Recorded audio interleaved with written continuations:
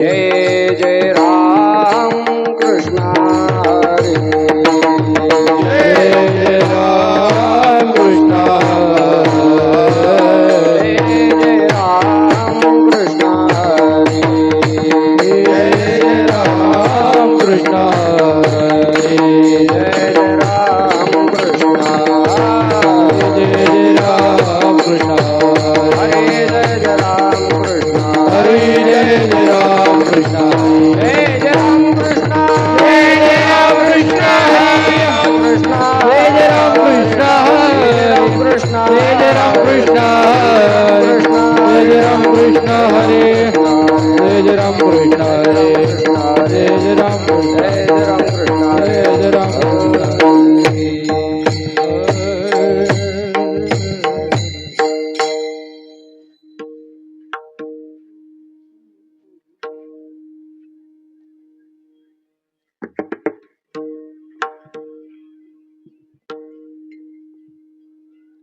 रूप पाहता लोचनी सुख झाले ओ साजनी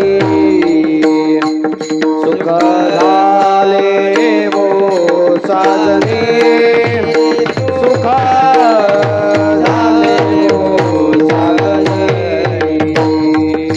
रूप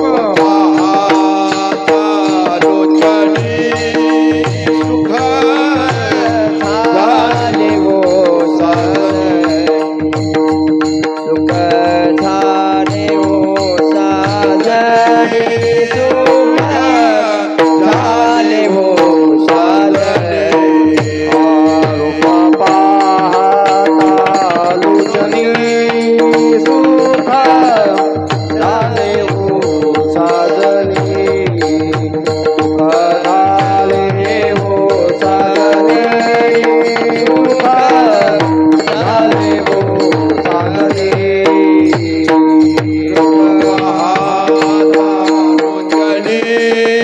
सुख झाले हो साजने सुख झाले हो साजने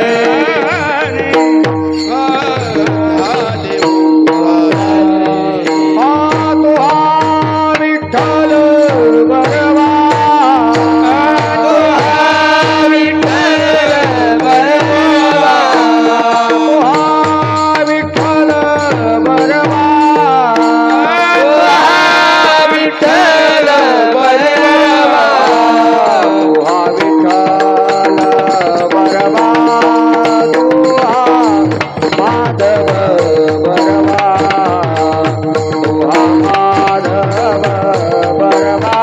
माधव भगवा विठ्ठल बरवा तुहा माधव बरवा तुहा माधव बरवा तुहा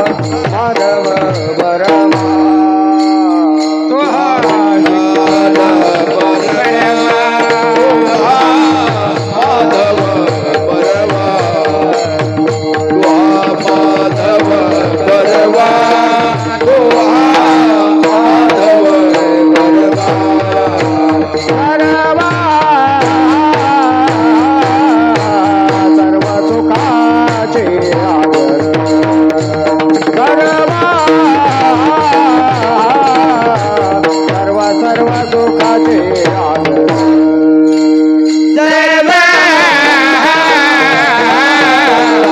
सर्व सुखाचे सर्व सुखाचे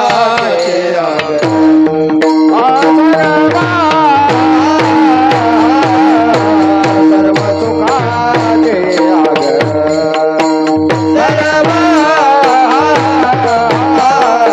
सर्व सुखाचे आगर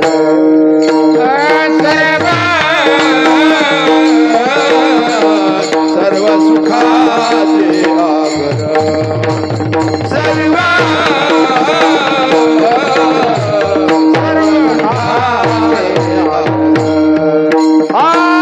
बापर कुमादेवी वरा बापर कुमादेवी वरा बापर कुमादेवी वरा बापर कुमादेवी वरा तो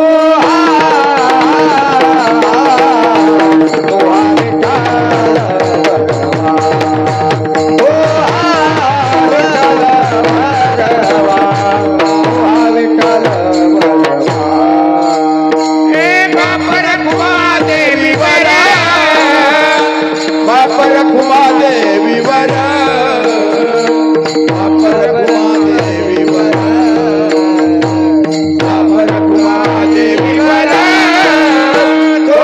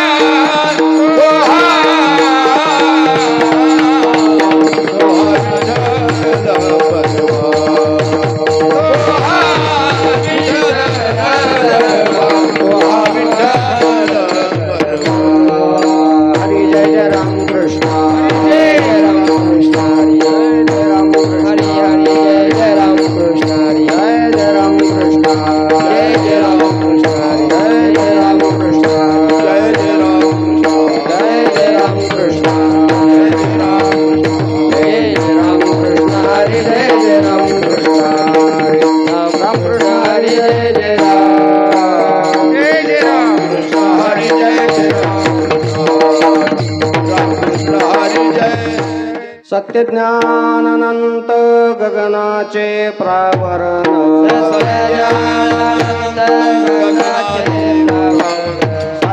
सत्यज्ञानंत गगनाचे प्रावरण सत्यज्ञानंत गगनाचे प्रावरण नाही रूप वर्ण गुणा जेते नाही रूप वर्ण गुणा जेते नाही रूप वर्ण गुणा जेते सत्यज्ञानंत गगनाचे प्रावरण सत्यज्ञानंत गगनाचे प्रावरण सत्यज्ञानंत गगनाचे प्रावरण सत्यज्ञानंत गगनाचे प्रावरण नाही रूप वर्ण गुणा जेते नाही रूप वर्ण गुणा जेते नाही रूप वर्ण गुणा जेते तुहारे श्रीहरी पहिला डोळे भरी तुहारे श्रीहरी पहिला डोळे भरी तुहारे श्रीहरी पहिला डोळे भरी तुहारे श्रीहरी पहिला डोळे भरी पाहता पाहणे दुरी सारोनिया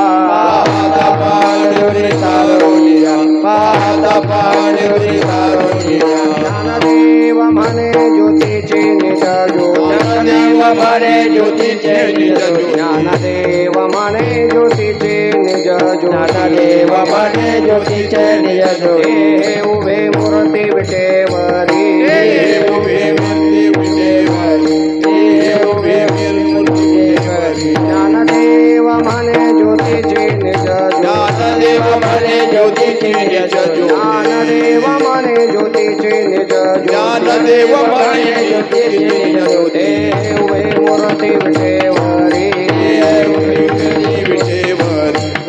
उभे मूर्ती विटेवरी ओ हरे श्री हरी पाहिला डोळे भरी हरे श्री हरी पाहिला डोळे भरी हरे श्री हरी पाहिला डोळे भरी हरे श्री हरी पाहिला डोळे भरी आता बहाने तुझी सारुनिया आता पाहणी सारोनिया आता पाहणी सारोनिया गोपार घुमाई गोपाल गोपाल घुमाई गोपाल गोपाल गोपार घुमाई गोपाल गोपाल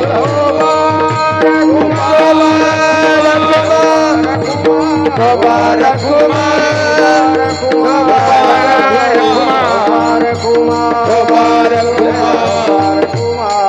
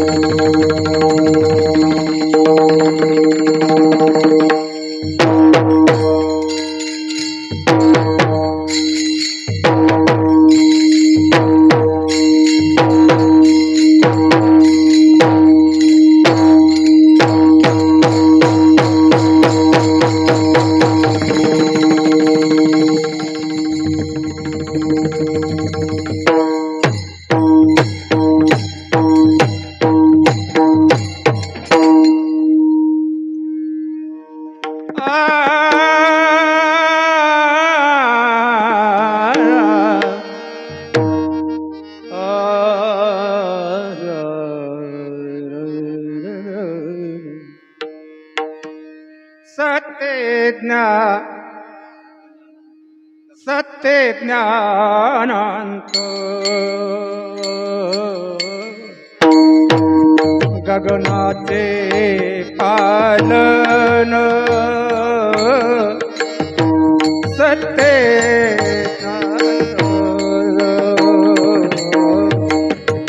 गगनाचे पावन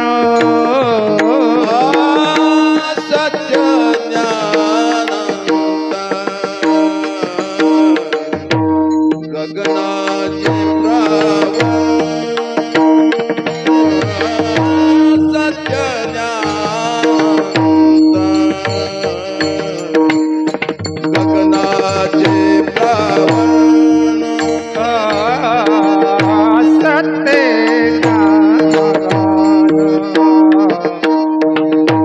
गगनाचे पवन सत्य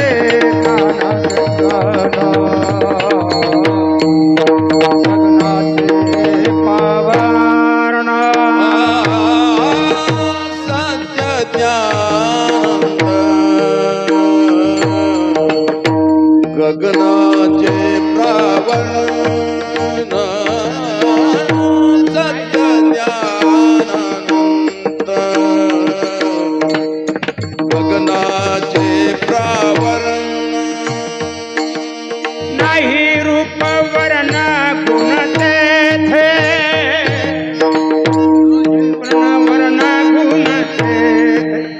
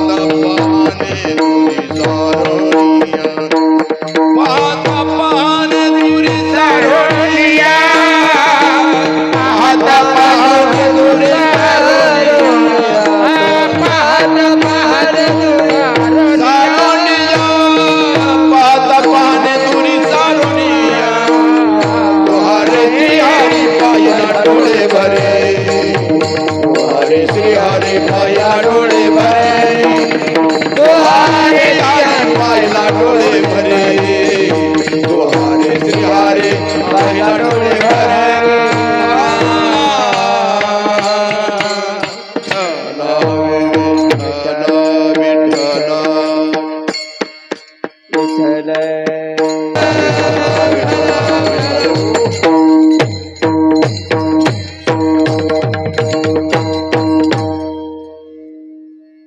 सत्य ज्ञान अनंत गगनाचे प्रावरण सत्य ज्ञान अनंत गगनाचे प्रावरण नाही रूपवरण गुण जेथे तोहारी श्रीहरी पाहिला डोळे भरी पाहता पाहणे दुरी सारोनिया ज्ञानदेव म्हणे ज्योतीची निज ज्योती ज्ञानदेव म्हणे ज्योतीची निज ज्योती ते हे उभे मूर्ती विटेवर तुहारे श्रीहरी पाहिला डोळे भरी पाहता पाहणे दुरी सारोनिया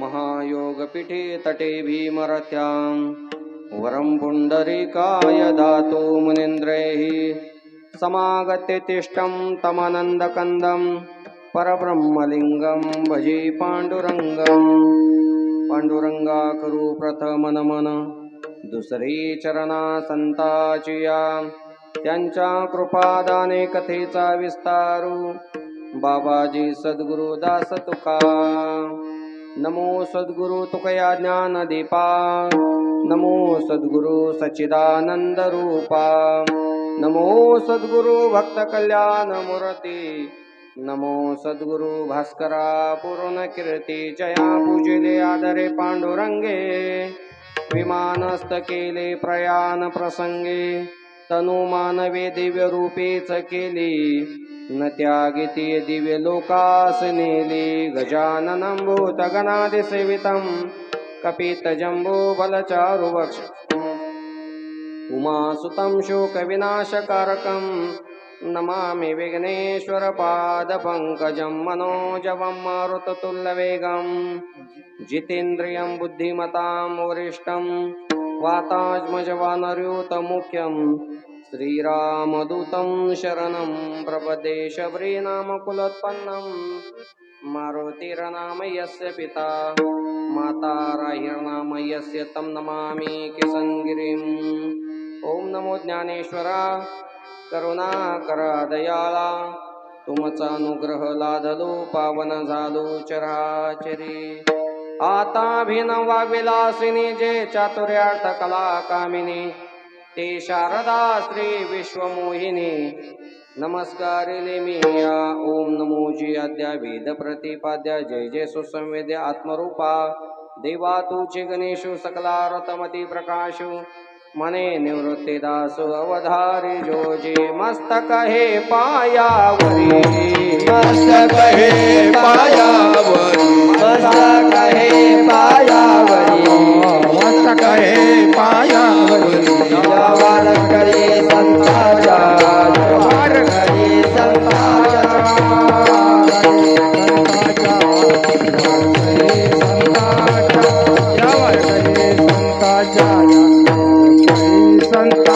मस्तक हे पायावरी वार करी संताच्या वार करी संताच्या या वार करी संताच्या मस्तक हे पायावरी वार करी संताच्या वार करी संताच्या या वार करी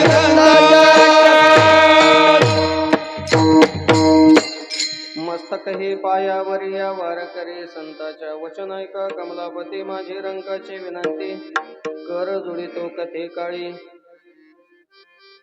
आपण असावे जवळी मौजे खुपटी ग्रामदैवत हनुमंतरायाच्या प्रांगणामध्ये दरवर्षी सालाबादप्रमाणे ह्याही वर्षी मोठ्या भक्तिभावाने मोठ्या आनंदाने श्री रामनवमी ते हनुमान जयंती निमित्ताने अखंड हरिनाम सप्ताह व ग्रंथराज ज्ञानेश्वरी पारायण सोहळा देवदेवतेंच्या कृपा आशीर्वादाने साधू संतांच्या कृपा आशीर्वादाने आपल्या सर्वांच्या सहकार्यातून हा कार्यक्रम या ठिकाणी संपन्न होत आहे. या कार्यक्रमाचा आशीर्वाद ज्यांच्याकडे जातं ब्रह्मलीन सद्गुरू वैकुंठवासी ज्ञानेश्वरीचं पारायण कसं असावं हे ज्यांनी आम्हाला शिकवलं. वारकरी शिक्षण संस्थेचे असणारे अध्यक्ष ब्रह्मलीन सद्गुरू हे ज्यांनी आपल्या स्वतःच्या जीवनातलं सगळं काही धनसंपदा काय असेल ते सर्व विकून असणाऱ्या मौलींच्या मंदिराचा जीर्णोद्धार केला. जीर्णोद्धार करून या कळस केला मंदिराचा वैष्णव भाविकासी दिली शिदोरी भक्तीची आरती गुरुरायाची. गोड असणारे बाबांची आरती, बाबांच्या आरतीमध्येच बाबांचं वर्णन आणि म्हणून मंदिराचा जीर्णोद्धार बाबांच्या असणाऱ्या स्वकष्टातून झाला. ब्रह्मलीन सद्गुरू आदरणीय बन्सी बाबा बाबांच्या कृपा आशीर्वादाने वैकुंठवासी हरिभक्तपरायण परमपूजनीय ब्रह्मलीन सद्गुरू श्री रामकृष्ण महाराज काळे गुरुजींच्या कृपा आशीर्वादाने आपल्या सर्वांचं श्रद्धास्थान उभ्या महाराष्ट्राचं असणारं श्रद्धास्थान जिथं ज्ञानोबराला म्हणावं लागलं का दर्शने प्रशस्ती पुण्य पुरुष व्यापकाने उदास जैसे का आकाश तैसे जयाचे सर्वत्र मानसगा. जसं ज्ञानोबराने सूर्याची उपमा करीत असताना सूर्य जसा आताही स्वप्रकाश आहे आणि जगाताला सुद्धा प्रकाश देतो असं ज्यांचं जीवन आहे सद्गुरू आदरणीय देवगडचे बाबाजींच्या कृपा आशीर्वादाने प्रेरणेने व हरिभक्तपरायण श्री भगवानजी महाराज जंगले शास्त्री रामकृष्ण आश्रम यांच्या मार्गदर्शनाखाली हा सप्ताह या ठिकाणी संपन्न होत आहे. ज्ञानेश्वरी पारायण व्यासपीठ श्री हरी महाराज वागचौरे ज्यांची रात्री असणारी कीर्तन सेवा या ठिकाणी झाली. आदरणीय श्री हरिभक्तपरायण निलेश महाराज रोडे, तुकाराम महाराज पवार या सर्व साधू संतांचं असणारं फार मोठं 7 दिवसाचं योगदान ज्ञानेश्वरी पारायणाच्या योगाने या ठिकाणी आहे.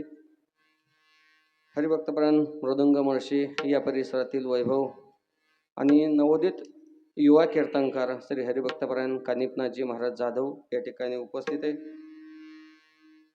विनेकरी समस्त सेवेकरी मंडळी विनेकरी महाराज या ठिकाणी उपस्थित आहे. गायनाचार्य हरिभक्तपरायण शेषराव महाराज जगताप कोपरे आदरणीय पूजनीय नाना या ठिकाणी उपस्थित आहे. तात्या रामभाऊ महाराज पठारे धामोरी आणि कीर्तनाला साथ करणारे पंचक्रोशीतील सर्व भजनी मंडळ सर्व गावाचे नाव या ठिकाणी दिलेले आणि हरिपाठ रामकृष्ण आश्रम विद्यार्थी मंडळ खुपटी या सर्वांच्या उपस्थितीमध्ये हा आवाज कोणाचा?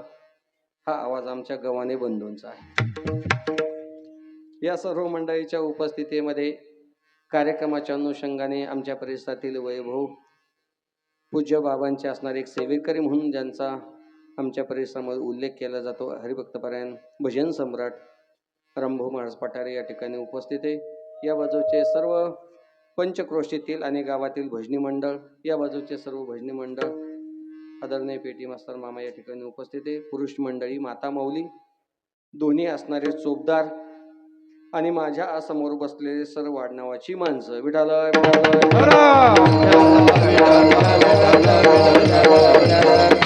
आता सर्व आडनावाची माणसं म्हणजे आता कोणी राहिलं का मामा? आता कोण नाही राहिलं.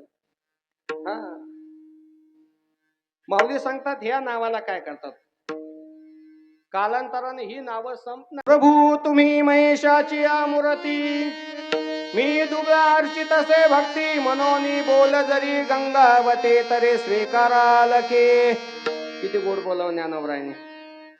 माऊली सांगतात उपजल्या बाळकाशी नाव नाही त्या पासे ठेविले नावाशी ओ देत उठी.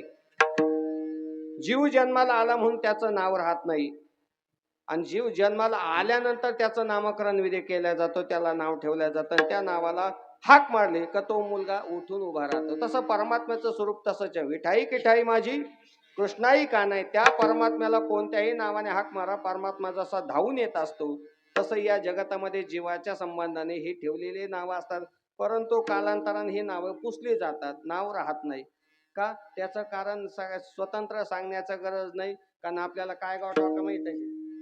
हा म्हणजे ठिकाण सांगितलं लोकच लक्षात येतं. पण ज्ञानोबरांनी इतकी गोड वस्तू सांगितली या असणाऱ्या श्रोत्यांसाठी. प्रभू तुम्ही महिषाची मूर्ती, आपण साक्षात कोण आहात? भगवान शंकराचे आपण अवतार आहात, पार्वती मातेचा अवतार आपण आहात. फक्त सांगणारा 2 तास दुर्बळ, एवढं ध्यानात ठेवा. विठ्ठल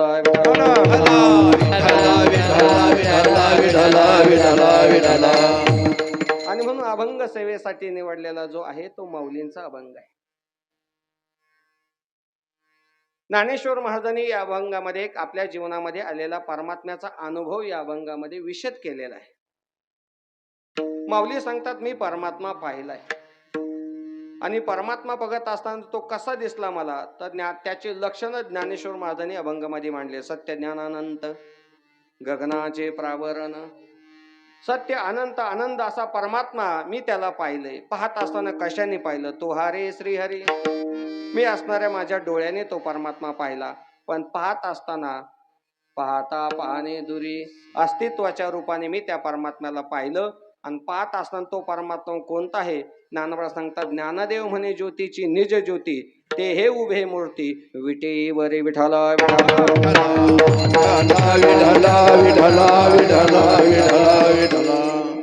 ज्ञानेश्वर महाराज सांगतात परमात्मा पाहिला.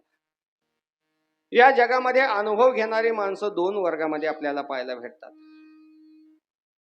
इथं अनुभव सांगणारे कोण आहात याचा विचार करा. आणि मानवी जीवनामध्ये येणारा अनुभव हा कोणत्या प्रकारचा असतो? 2 प्रकारचा अनुभव माणसाच्या जीवनामध्ये येत असतो. एक भ्रमजन्य अनुभव आहे आणि एक प्रमजन्य अनुभव. 2 प्रकारचे अनुभव आहे. माणसाच्या जीवनामध्ये जेवढे काय अनुभव येतात ते सगळे अनुभव भ्रमस्वरूपाचे आहे. आणि संतांच्या जीवनामध्ये जो जो काही अनुभव आला तो सगळा अनुभव सारखा होता, म्हणून तो अनुभव प्रमास्वरूपामध्ये आहे. भ्रम म्हणजे काय? माणसाच्या जीवनामध्ये भ्रम पडला जातो. एखादा माणूस कधीच पंढरपूरला जात नाही आणि त्याला जर वारीला घेऊन गेले तर नवीन आलेला वारकरी एका मिनिटात कळतो. म्हणजे त्याच्या काय काय खानाखोना असतात का? पहिली खानाखोन म्हणजे ज्याच्या संग गेला त्याला सोडित नाही, पहिली ओळख. आणि ज्याच्या पहिल्या भरपूर वाऱ्या झाल्या नाना, तो त्याला आपल्या जवळ ठेवतो. कशासाठी? वळकुटी घेऊन ये, तुला माहित नाही जागा सापडणार नाही. अहो काही आरतीच्या टायमालाच राहतात. नवीन आलेला वारकरी आता चंद्रभागेमध्ये गेला. चंद्रभागेमध्ये गेल्यानंतर कपडे काढले, माहित नाही. आता कपडे काढले, वाळवंटामध्ये ठेवले, स्नानासाठी गेलं, कोणीतरी आलं कपडे घेऊन गेलं. माझे कपडे घेऊन गेलं हा जगताला सांगत असताना हा अनुभव कोणत्या प्रकारामध्ये येतो? भ्रमजन्य अनुभव. या अनुभवाला जगतामध्ये काही फायदा होणार आहे का? काय हा अनुभव सांगितला जगाचं काही कल्याण होणार आहे का? हा जर अनुभव सांगितला तर जगाचा जसा काही उपयोग होत नाही, जगाला त्या अनुभवाचा काही उपयोग नाही, तसं संतांच्या जीवनामध्ये जो जो अनुभव आला तो तो अनुभव जगताच्या हितासाठी ठरला. विठ्ठल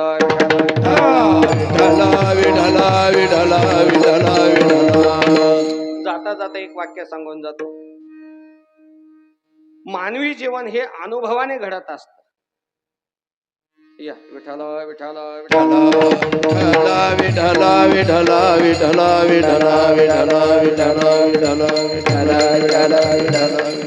बर, मला काय माहिती तुम्ही येणार आहे. मी थोडंफार पाठपाठांतर करून आलो असतो. हो ना, आता थोडी अडचणच आहे.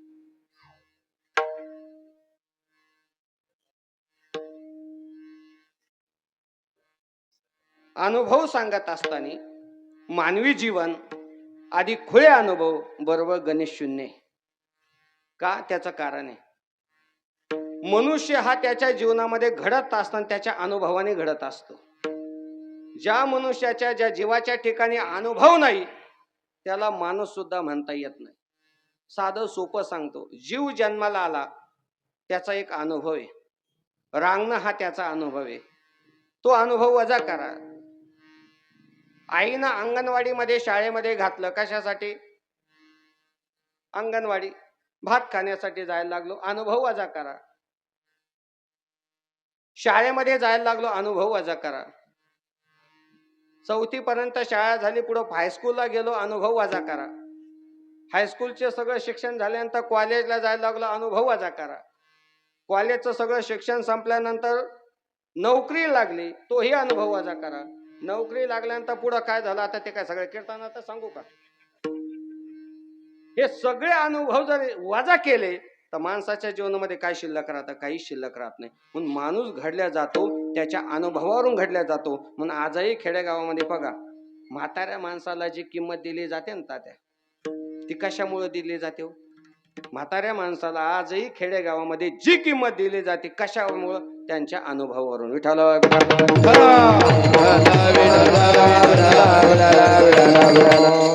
मुलं सहज म्हणतात, दादा तुमचे केस पांढरे झाले कशाने? सहज बोलतात ते, तुमचेच नुसतेच केस पांढरे झाले, तुम्हाला नाही. तसं गणित नाही त्याच. अनुभवावरून माणूस शिकत असतो. उदाहरण सांगतो, भजन करा विठ्ठल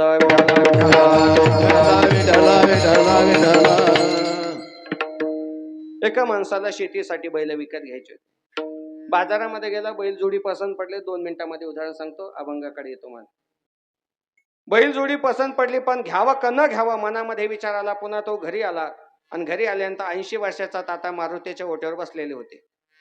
80 वर्षाच्या तात्याकडे गेला तो बाळू त्या 80 वर्षाच्या तात्याला सांगू, तात्या मागच्या बाजाराला बैलजोडी घेण्यासाठी बाजारात गेलो, बैलजोडी पसंत पडली, 45,000 रुपये सांगितले, काय करावं, घ्यावं का न घ्यावं? म्हणून मी तुमच्याकडे आलो. एक काम करा म्हणे, आता तुम्ही माझ्या संग चला आणि तेवढे बैल बघा मला सांगा. पुढल्या बाजाराला तो बाळू त्या 80 वर्षाच्या म्हाताऱ्याला गाडीवर बसवलं, बाजारात गेला. बाजारात गेल्यानंतर त्या तात्या सांगितलं, तात्या मागच्या बाजाराला ही बैलजोडी पाहिली होती, घ्यावं का न घ्यावं? मग तो तात्या आपल्या 80 वर्षाच्या अनुभवाचं गाठोडं सोडलं जातं आणि 80 वर्षाच्या अनुभवाचं गाठोडं सोडलं का तो तात्या त्या बाळू सांगतो, बाळू ही बैलजोडी तुला पसंत पडली का? मग ते तात्या त्या बैलाच्या जवळ जातात, त्याची व्यसन पाहतात आणि व्यसन पाहिल्यानंतर काय करतात मामा?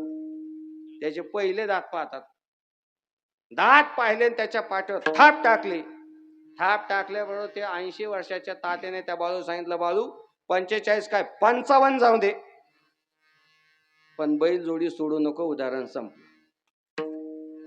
पैसे नव्हते, पैसे होते, बैल होते, बैल होते, पण घेण्यासाठी अनुभव नव्हता. म्हणून 80 वर्षाच्या म्हाताऱ्याकडे जावं लागलं. विठ्ठल तसं इथं अनुभव सांगणारे कोण आहे? इथं अनुभव सांगणारे कोण आहे? संत श्रेष्ठ ज्ञानेश्वर महाराज. ज्ञान क्षेत्रामध्ये ज्ञानेश्वर महाराज अग्रगण्य आहे. भक्तीच्या क्षेत्रामध्ये ज्ञानेश्वर महाराज परिपूर्ण आहे आणि योगाच्या क्षेत्रामध्ये ज्ञानेश्वर महाराज जगाची माऊली आहे.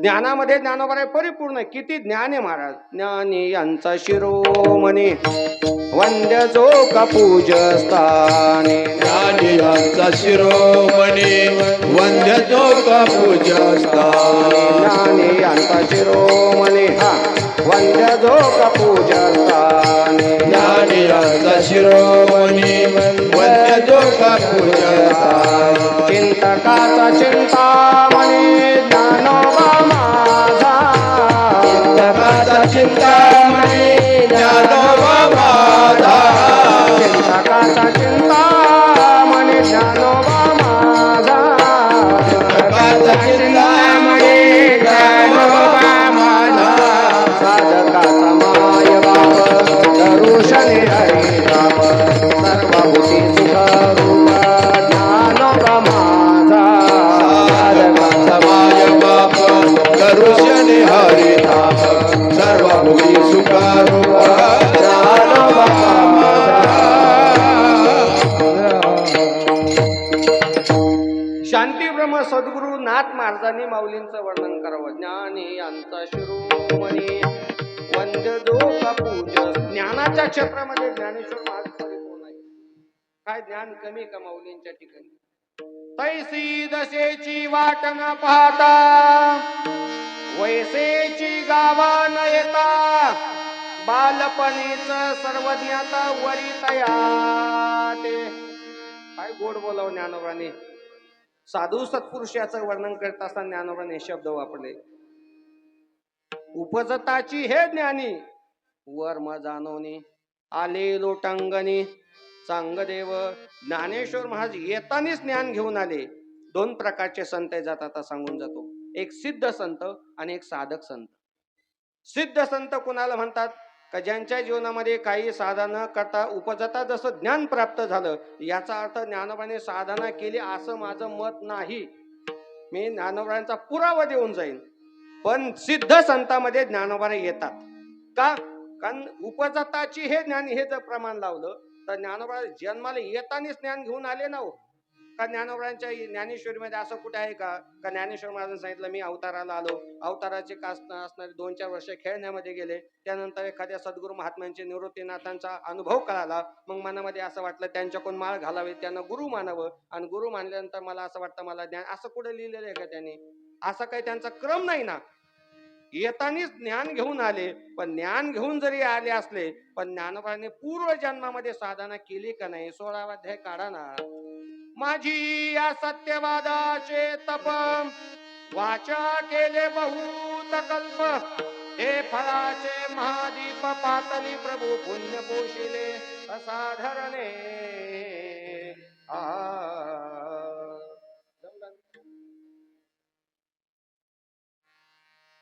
यांच्यात पाहायचं जमत का नाही? ज्ञानोबा सांगतात माझी या सत्यवादाचे तप वाचा केले बहुत कल्प, म्हणजे पाठीमागच्याही जन्मामध्ये साधना केली, त्याचा परिणाम मागेले या जन्मा मुक्त झालो, मागेले या जन्मा मुक्त झालो, मागेले या जन्मा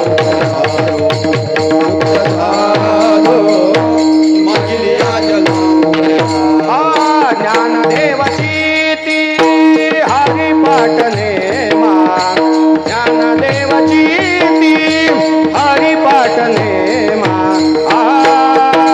मागेले या जन्मा मुक्त झालो, मागेले या जन्मा मुक्त झालो. ज्ञानदेवाची ती हरी पाटणे, ज्ञानदेवाची हरी पाटणे, मागिल्या जन्मा मुक्त झालो, मागिल्या जन्मा मुक्त झालो. ज्ञानोबाने हरिपाठामध्ये पुरावा दिला ना हो. ज्ञानदेव चित्ती हरिपाठ नेमा, त्या साधना केली, पण ज्ञानोबा सिद्ध संत आहे आणि दुसरे संत साधक संत. साधक संत कोणाला म्हणतात? याच्यामध्ये तुकाराम महाराज येतात. अवताराला आलो, अवताराला आल्यानंतर गावामध्ये मंदिर होतं, त्या मंदिराचा जीर्णोद्धार करावा असं वाटलं, त्या मंदिराचा जीर्णोद्धार केला. मग जीर्णोद्धार केल्यानंतर गावातले काही बुजुर्ग वरिष्ठ मंडळी होती, त्यांनी सांगितलं तुकाराम महाराज आपल्या गावामध्ये प्रत्येक एकादशीला भजन करू. मग असं वाटलं भजन करायला आलो, पण भजन करण्यासाठी अभंग पाठ पाहिजे. काही पाठांतरे केली संतांची उत्तरे, मग काही पाठांतर केलं, आणि पाठांतर करीत असताना गावातील काही बुजुर्ग मंडळी म्हटले तुकाराम महाराज दर एकादशीला भजन करतो ना, मग आपण अगोदर एक काम करू, अगोदर कीर्तन करू, नंतर जेवण करू, नंतर भजन करू ना म्हणे आपण. असाच क्रम आहे ना आपला. म्हणजे मी तुकाराम महाराजांच्या काळातलं सांगतोय.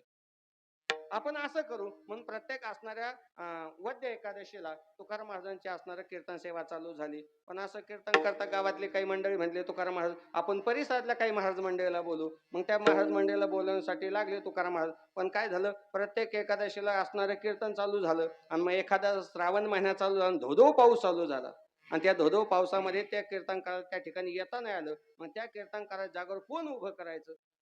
म्हणजे त्या काळातल्या लोकांना किती अडचण येत असेल. आता सध्याच्या काळामध्ये एखादा कीर्तनकार जर आला नाही, सध्याच्या काळामध्ये एखादा जर कीर्तनकार आला नाही नाना, तर डबल 90 अंशाचा कोण लावा. आता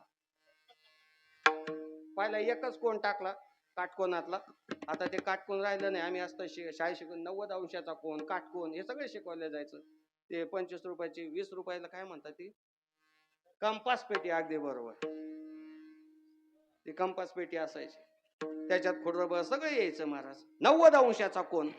आता डबल कोण टाका. एखादा कीर्तनकार जर महाराज हरी महाराज आले नाही तर त्यांच्या जागेवर कोण कोण उभा करायचा. आता एक काळ असा होता, तुकोबराया सांगतात त्या काळामध्ये सगळं असणार माझ्या जीवनामध्ये साधना घडत गेल्या, आणि या साधनेच्या अंती तुकाराम महाराजांची साधना घडत गेली. याला म्हणतात साधक संत. संतामध्ये 2 प्रकार, साधक संत आणि सिद्ध संत. ज्ञानोबरायांचा विचार करत असताना ज्ञानेश्वर महाराजांच्या ठिकाणी एवढं परिपूर्ण ज्ञान होतं का नाथ महाराज सांगतात ज्ञानी यांचा शिरोमणी. तद्विधी प्रणिपातेन परिप्रश्नेन सेवया उपदेक्षन्ते ज्ञानम ज्ञानीन तत्वदर्शिनः ज्ञानाचा क्रोधात येत सेवा हा दारवंटा तो स्वाधीन करी सुवाटा ओळखून पुढच्या सगळ्या ओव्या बघून घे. एवढं परिपूर्ण ज्ञान आहे. योगाच्या क्षेत्रामध्ये ज्ञानेश्वर महाराज जगताची माऊली आहे. ज्ञानराज माझी योग्याची माऊली. योग साधनेमध्ये ज्ञानेश्वर महाराज परिपूर्ण आहे.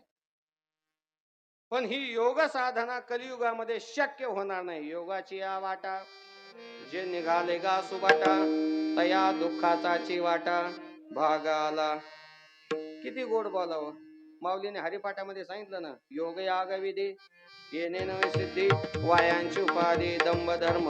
एक सांगू, योग साधनेमध्ये योगेला जेवढा काही आनंद त्या योग साधनेमध्ये भेटतो त्याच्या लाख पटीने आनंद आमच्या टाळकऱ्याला वारकऱ्याला टाळ वाजवल्यानंतर भेटतो महाराज. हे वाक्य मी पुन्हा सांगतो. योग साधनेमध्ये त्या योगी महात्म्याला त्या साधनेमध्ये जेवढा काही आनंद प्राप्त होतो त्याच्या लाख पटीने आनंद आमच्या वारकऱ्याला टाळ वाजवल्यानंतर भेटतो महाराज. एवढा आनंद आहे. कशामुळं? ज्ञानोबाचं त्याला प्रमाण आहे महाराज. विठाला विठाला विठाला विठला विठला विठला विठला विठला विठला विठला.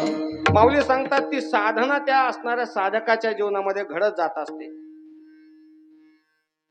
नामामृत गोडी वैष्णवाला धली योगिया साधली जीवन कळा. आता थोडं आठवायला कनेक्ट व्हायला थोडा टाइम लागतो ना. माऊली सांगतात नामामृत गोडी वैष्णवाला धली आणि योगिया साधली जीवन कळा. माऊली सांगतात कलियुगामध्ये योग शक्य होणार नाही. म्हणून ज्ञानोबाचा तिसरं कारण सांगत असताना योगाला बाजूला केलं आणि गळ्यामध्ये पवित्र असणारा विना धारण केला, हातामध्ये टाळ घेतले आणि माऊलीने भक्तीची परंपरा चालू केली. माझ्या जीवाची आवडी पंढरपुरा नेन गुडी. माऊलीला असं वाटलं तो असणारा परमात्मा या जगतामध्ये कर्तुम अकर्तुम अन्यथा कर्तुम या रूपाने नटलेला आहे. का ज्या परमात्म्याचं नाव घेतल्यानंतर परमात्मा साक्षात त्या ठिकाणी प्रगट होतो. का तो परमात्मा भागवताच्या प्रत्येक असणाऱ्या अध्यायामध्ये आपण भागवताचं चिंतन करतो.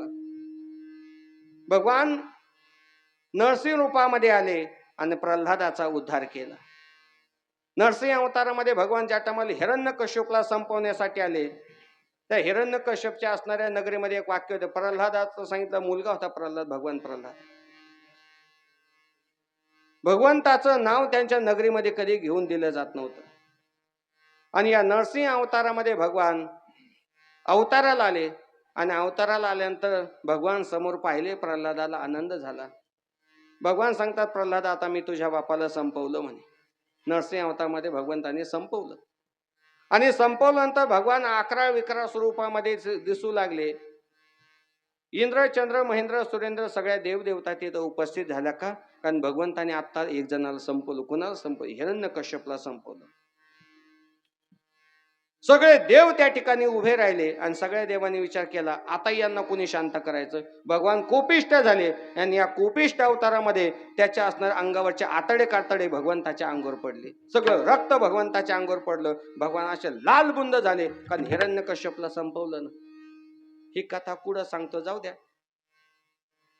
आई सांगते बाळू जागा होतो वाण्याच्या दुकानात 1 रुपया नाही काय कर नागनार सोबत घेऊन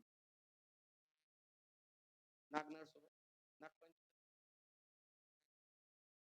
काय बाळू वाण्याच्या दुकानात जाय.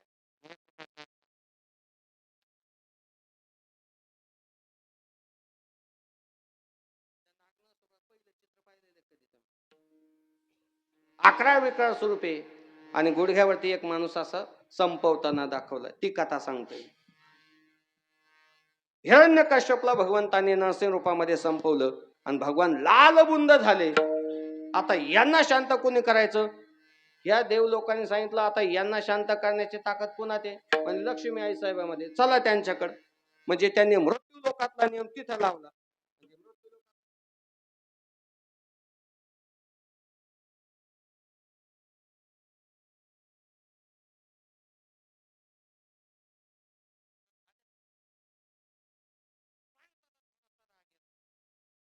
राग आल्यानंतर औषध कुणाकडे असतं यांना विचारा. केवायसी झाली ना, काळजी करू नका. कालच बातमी पडलेली. केवायसी सध्या मामा दोनच काम आहे लोकाला, केवायसी आणि आधार अपडेट संपले. मृत्यू लोकातला नियम लावला त्यांनी. लक्ष्मी माताला बोलून आणलं. लक्ष्मी माता सांगितलं हे भगवान तुमचे म्हणे, यांना सांभाळा म्हणे. हे असं 11 स्वरूप माझ्या परमात्म्याचं स्वरूप नाही म्हणे. माझा मालकाचं स्वरूप कसं आहे, राजसुकुमार, हे माझ्या मालकाचं स्वरूप आहे. असा कोदिष्ट झालेला परमात्मा माझे मालक नाही. आईसाहेब गेल्या निघून. मग आईसाहेब निघून गेल्यानंतर या देव लोकांनी विचार केला, यांना कोणी बोलवलं होतं म्हणे भक्त प्रल्हादानी. मग बोला त्यांना. ज्यांनी बोलवलं त्यालाच मिटावं लागतं. हरी महाराज याला कोणी फोन केला होता नाही कळालं, जाऊ दे आता जेवून जाऊ आपण. कळालं तर पहा, याला कोणी फोन केला होता यालाच मिटावं लागत आहे. जाऊ दे आता कळलं असं. याला कोणी बोलव म्हणे प्रल्हादानी बोलवलं. बर बर बर प्रल्हादानी बोलवलं ना, बोला समोर. बोलवलं. यांना शांत कर. प्रल्हादाच्या मुखातले शब्द ऐका. शांताकारं भुजगशयनं पद्मनाभं सुरेशं विश्वाधारं गगनसदृशं मेघवर्णं शुभांगम लक्ष्मीकान्तं कमलनयनं योगेभिर्ध्यानगम्यं वंदे विष्णुं भवभयहरं सर्वलोकैकनाथं. अरे परमात्मा मुळातच शांत आहे. असा शांत स्वरूपाचा परमात्मा ज्ञानोबा सांगतात मला पाहण्याची इच्छा झाली. आणि तो पाहण्याची इच्छा ज्ञानोबाच्या अंतःकरणामध्ये प्रगट झाली. एक बोलू का, आपल्याला कीर्तनामध्ये टाळ वाजवावं हे कधी वाटतं? आपल्याला कीर्तनाला गावामध्ये सप्ताह चालू ऐकण्यासाठी जावं हे कधी वाटतं? आणि गावामध्ये सप्ताह चालू आहे मला पंगत पाहिजे हे कधी वाटतं? 3 मुद्दे इथले लाईव्ह आहे. आता कीर्तनाला जावं, टाळ घेऊन उभं राहावं हे कधी वाटतं? ऐकण्यासाठी समोर येऊन बसावं हे कधी वाटतं? आणि आल्या लोकांना जेवण द्यावं हे कधी वाटतं? ज्या टायमाला त्या माणसाच्या जीवनामध्ये ज्ञान प्राप्त झालं